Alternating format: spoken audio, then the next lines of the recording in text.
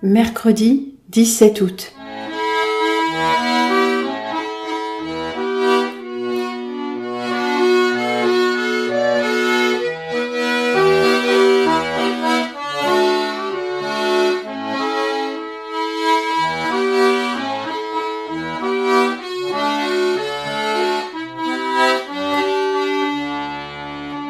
Chers amis, me voilà de retour dans l'escalier. Dans l'escalier avec des marches, vous savez, l'escalier de la cage d'escalier. Il résonne bien cet escalier, non? Alors qu'est-ce qu'on dit aujourd'hui? Ça fait longtemps qu'on ne s'est pas parlé, enfin que je n'ai pas parlé.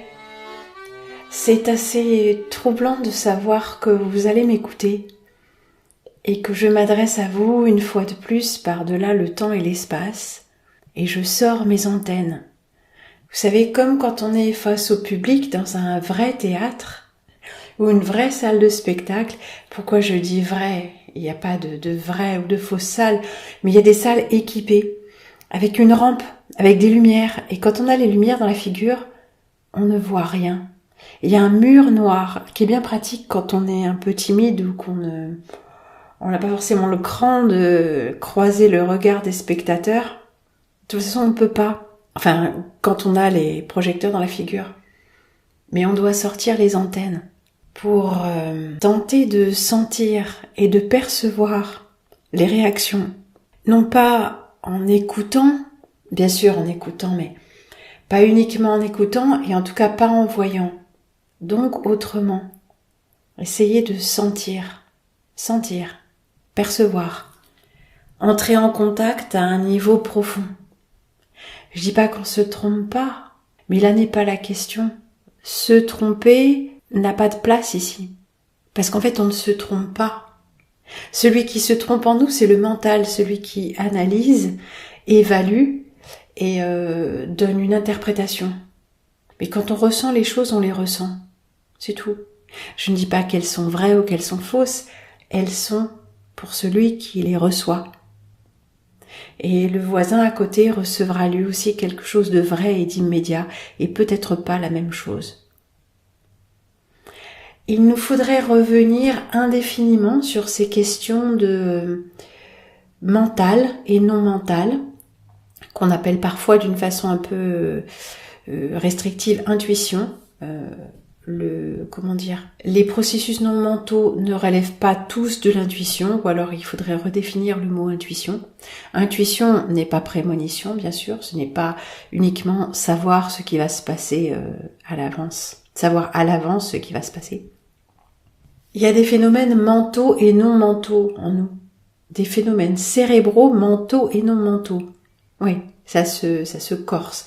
Cérébraux, ça veut dire du cerveau. Et encore, la conscience ne provenant pas du cerveau, ce n'est qu'un raccourci. Mentaux et non mentaux.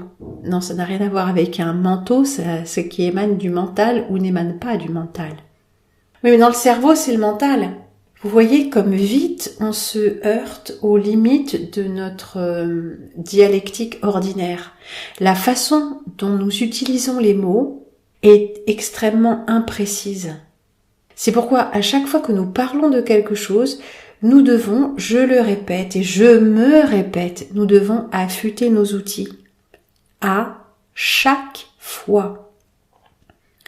Donc mental, vous savez d'où vient mental, mens, l'esprit. Mais l'esprit avec un petit e, le petit esprit, pas le grand esprit, hein. Le grand esprit ou l'esprit saint, et encore il nous faudrait définir tout ça, mais l'esprit ordinaire, l'esprit calculateur, l'esprit, pas dans le mauvais sens du terme, hein, celui qui se livre à des calculs, l'esprit analytique finalement. Donc le mental, c'est en gros l'intellect, les facultés cognitives intellectuelles, compter, lire, reconnaître, réfléchir, le raisonnement, en gros. Et c'est à peu près la seule chose que nous apprenons à développer à l'école. Donc tiens, pour faire un raccourci, on pourrait dire que le mental, les facultés mentales, c'est tout ce que nous avons appris à l'école. Pas le contenu, pas les dates et les noms des choses, l'orthographe et l'ordre des mots dans une phrase latine, bien sûr, mais les matières. Les matières. Le choix des matières, la dénomination des matières. Ce qui me fait penser à quelque chose à propos de matières qui ne sont pas enseignées à l'école mais un peu plus tard. La sexologie. Ah oui, ça y est, elle est repartie à parler de sexe. Pas de sexe, de sexualité et en l'occurrence de sexologie. Parce que quelqu'un m'a dit récemment, ah oui, une amie sexologue m'a expliqué que. Autant vous dire que je n'ai pas écouté la suite.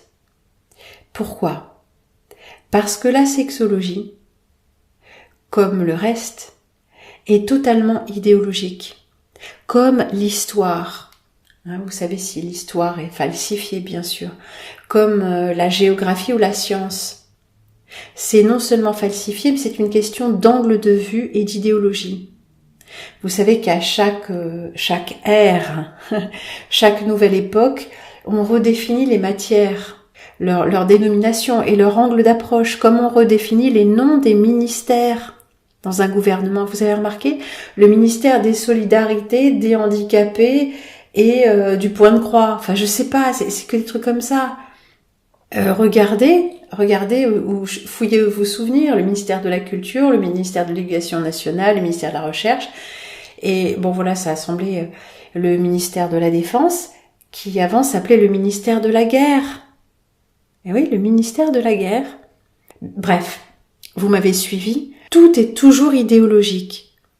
Donc la sexologie, qui relève d'un des grands enjeux actuels, plus qu'idéologique, purement spirituel de notre vision du monde, l'homme et la femme, au sein d'une vision du monde dépourvue de spiritualité.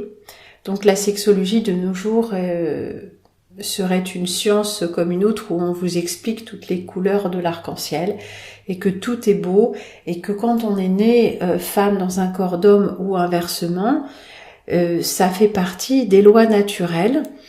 Et que désormais, grâce à une prise en charge appropriée, ce n'est plus un problème. Jusqu'à présent, ça n'avait pas été un problème. C'est en relisant l'histoire à rebours que nous nous rendons compte que c'est un problème. Que l'homosexualité ait toujours été présente ne change rien à la donne. C'est la façon dont on perçoit une société dont les modèles dominants sont constamment mis en avant, qui nous donne une idée de ce que nous devons être. Nos modèles ont explosé. C'est pas tout à fait juste, d'autres modèles ont émergé. En tout cas, pour ce qui concerne la sexologie, elle est forcément empreinte de l'idéologie dominante. De l'idéologie changeante dominante, c'est-à-dire que la matière elle-même est en train de se transformer. Et je repense à ça aussi. Cette petite introduction de ce personnage qui me dit une amie sexologue m'avait expliqué que ça me refait penser à la Suède toujours. Je vais ramener ma Suède. Il y a plusieurs années, une personne que j'avais rencontrée du village où je séjournais était en train de préparer son déménagement dans la grande ville, Malmö, la grande ville du Sud. À ce moment-là, je ne rencontrais que des gens qui allaient déménager à Malmö, des gens d'Alekarli, donc d'un département assez, pas très retiré vers le nord, mais quand même assez bien éloigné des centres-villes, quoi, et des grandes villes. Donc c'était un rêve que d'aller dans la grande ville, j'imagine, pour aller apprendre de nouvelles choses intéressantes et importantes au vu des grands changements sociétaux, non pas sociaux bien sûr. Bref, cette personne qui se trouvait être une femme, enfin peut-être une fille dans un corps de femme, donc jusque-là, c'était un peu plan-plan comme histoire, mais on lui en voudra pas. Elle se faisait quand même surnommer Olle. Olle, c'est le diminutif masculin du prénom masculin Olof. Olof, c'est un nom suédois classique. Et donc elle se faisait appeler d'un surnom quand même masculin. Étant une femme féminine, il fallait quand même qu'elle fasse un petit effort, surtout pour quelqu'un qui veut aller se former à la sexologie en Suède. Parce qu'en Suède, ils sont très très avancés sur toutes les couleurs de l'arc-en-ciel, j'en ai déjà parlé. Et ils ne sont pas aussi encrassés du point de vue des modèles hommes-femmes que nous le sommes. Quand on regarde entre les pattes et qu'on en conclut qu'un pénis indique le mâle et qu'un vagin indique la femelle, voilà, c'est vraiment que on est absolument indécrassable. Il va falloir quand même se remettre à niveau assez rapidement. D'où la sexologie et les nouvelles orientations de l'enseignement qui est délivré aux enfants dès le plus jeune âge, peut-être pas par des sexologues, mais les sexologues vont remettre les adultes à niveau toute leur vie, en leur expliquant ce qu'est la dysphorie du genre et que peut-être ceci serait la source de leurs problèmes existentiels et de leurs problèmes relationnels avec leur autre. Surtout si leur autre est hétérosexuel, comme eux. Et c'est à dessein que j'ai employé ce mot qui n'a pas lieu d'être, hétérosexuel. Comment ça, il n'a pas lieu d'être? Mais non.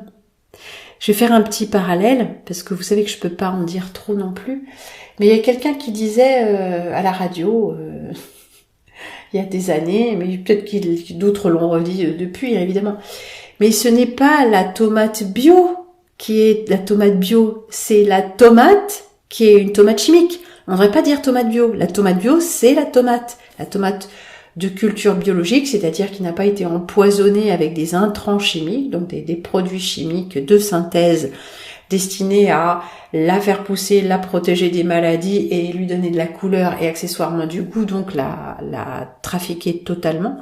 Donc ce produit-là n'est pas une tomate, ce produit-là est une tomate chimique. Et ce qu'on appelle la tomate biologique, c'est la tomate. Donc il disait qu'il n'y a pas lieu de dire tomate biologique. La tomate biologique, c'est la tomate. C'est l'autre tomate, celle qu'on appelle tomate, qui est un sous-produit de l'industrie chimique. Bon, je pense que vous m'avez suivi.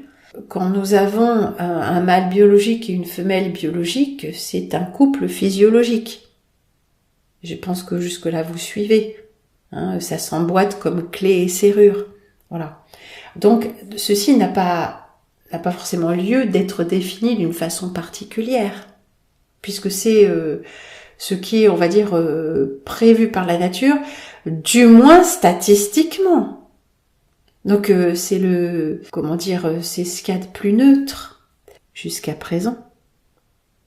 Et à propos de neutre, reparlons de ça, pour ne pas nous appesantir sur un sujet qui pourrait nous valoir quand même de fermes remontrances. Mais qu'importe. En suédois, oui, parce que je vais faire des petites analogies comme ça, je vous ai déjà dit, il n'y a pas un genre féminin et un genre masculin. Par exemple, la maison, le chien, non. Il y a un genre commun, masculin et féminin, et un genre neutre. Ah bon, mais en fait, ça n'a pas franchement de réalité. C'est pas comme il, le masculin, elle, le féminin. Je passe sur yel parce que ça reste sexué indéfini, mais nous allons passer au neutre. Le neutre, c'est ce ou on. Enfin, on, c'est pas forcément neutre, mais comment dire ça, n'est-ce pas? Le il de il pleut est neutre, ce n'est pas un masculin. Donc en suédois, nous avons un genre commun pour tout ce qui est masculin et féminin et un genre neutre. En fait, ça n'a pas vraiment de fonction masculin, féminin et neutre, mais il y a deux genres avec un accord et une désinence, enfin au niveau de l'adjectif qui est un peu différent. Donc en fait, c'est juste des résurgences de la façon dont le langage s'est constitué. Mais pour nous avons deux genres, le masculin et le féminin. Nous n'avons pas de genre neutre attitré. Cependant, en français, le genre neutre est représenté par le masculin. Il pleut. Ce n'est pas un homme. C'est neutre. Il est 4 heures. Équivaut à c'est 4 heures. D'ailleurs, j'avais un compagnon qui ne disait pas il est 4 heures, il est midi, mais c'est midi, c'est 4 heures. C'est une façon des campagnes, une façon de parler qui n'a pas été complètement passée à la moulinette de la radio, de la télé et de l'école. Et donc, ça, nous avons vraiment quelque chose de neutre là. On pourrait dire de la même manière, c'est chaud, c'est froid. Au lieu de il fait chaud, il fait froid. C'est chaud cet après-midi, hein. Il fait chaud cet après-midi. Donc ce il équivaut à un ce. Ce, c'est neutre. Donc le genre neutre ou la forme neutre en français est représenté par le masculin. Nous avons appris à l'école, au pluriel, le masculin l'emporte. Dans les faits et dans l'usage, le masculin l'emporte. C'est une formule qui a toujours fait réagir de façon amusante et donné lieu toujours aux mêmes réactions cycliques que voilà, nous les hommes on est plus forts et puis les femmes ou les filles se sentent agacées ou bien on ricane. Mais en fait ça n'a aucune importance. D'un point de vue symbolique, oui, le masculin l'emporte. Les hommes de sexe masculin et de corps masculin et d'esprit masculin sont plus forts physiquement que les femelles. C'est juste une donnée physiologique. Leur peau est plus épaisse, leurs muscles, et bon, bref. On va pas en faire le détail, mais ça n'a pas de valeur, comment dire, ça n'a pas de valeur en soi, c'est juste un fait brut. Si les femmes ont des plus petits poignets que les hommes, c'est juste un fait brut. Ça ne veut pas dire que la valeur absolue est la grosseur ou la force.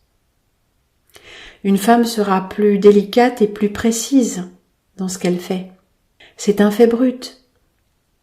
Une femme avec de plus petits doigts pourra effectuer des travaux plus précis. Généralement, elle est plus minutieuse.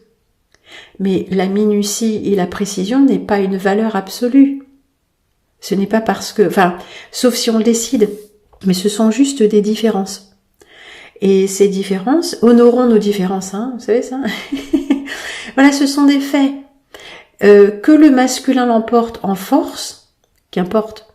Que le masculin, grammaticalement, l'emporte en accord, mais qu'importe. Cela ne dit qu'une chose, soit que le masculin l'emporte, soit que le masculin équivaut à un genre neutre ou commun. C'est-à-dire qu'il s'efface. Le masculin peut représenter le masculin, ou il peut représenter les deux. Imaginez dans un monde symbolique, le masculin protecteur, le chevalier servant, au service de la force masculine, au service de la grâce féminine, et donc quand il s'agit d'accorder les deux, eh bien c'est le masculin qui l'emporte ou qui simplement représente l'union des deux. Et alors, de quoi je parle?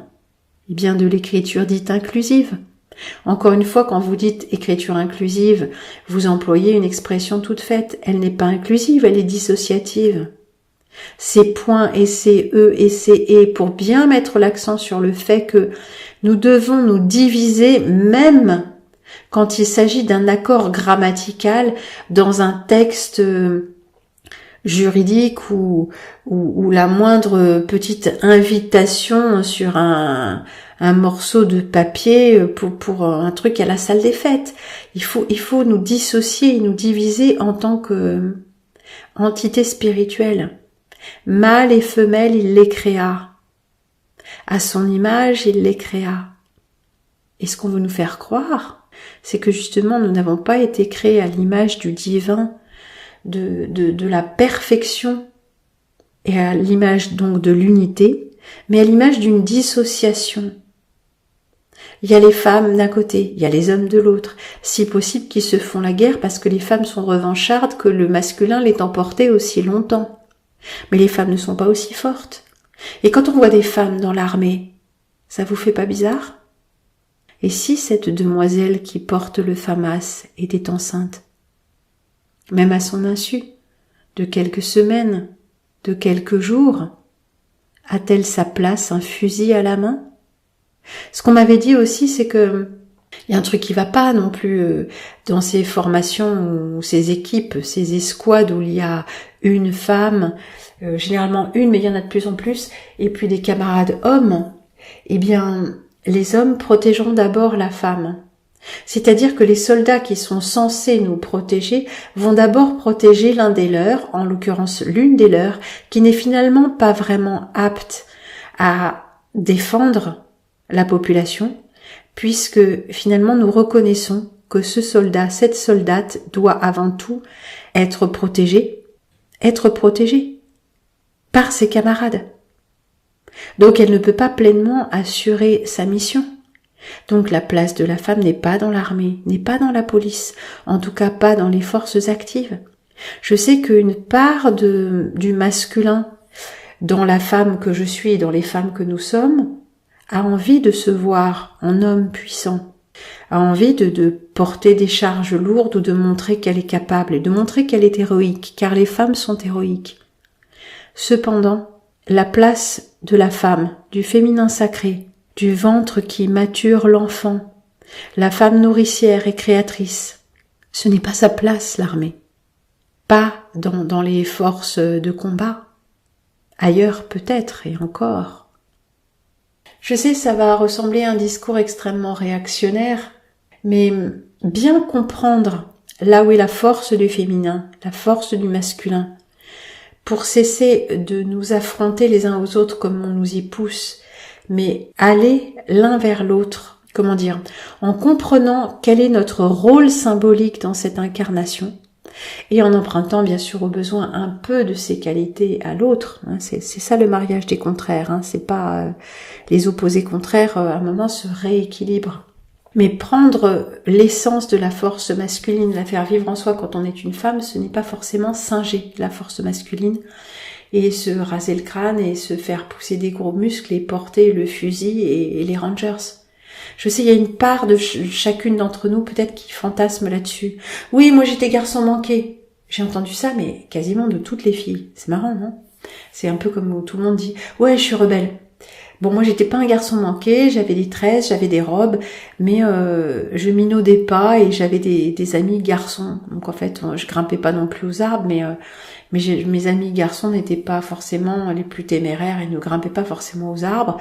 Mais nous cherchions l'un chez l'autre à la fois ce que nous n'avions pas et puis aussi quelque chose en commun, quoi. Donc cette écriture dite inclusive, qui nous fait bien sentir que nous ne sommes pas les mêmes grammaticalement, mais que nous devons être les mêmes quand même, que les femmes doivent être des camionneuses et que les mecs doivent tous être des coiffeurs ou pratiquer le yoga. Bon, j'ai rien contre.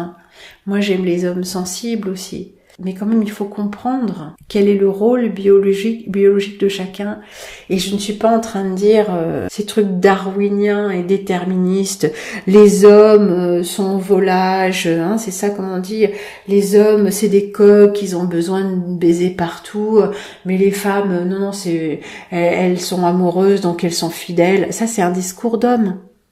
Mais il y a des femmes qui sont comme ça aussi. Il y a des croqueuses d'hommes qui ont besoin d'un homme fidèle. Donc ça c'est de l'émotionnel.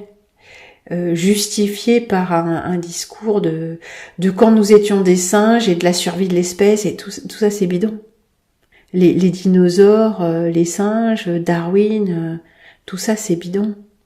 Ce qui est pas bidon, c'est la façon dont on manipule nos émotions pour nous monter les uns contre les autres.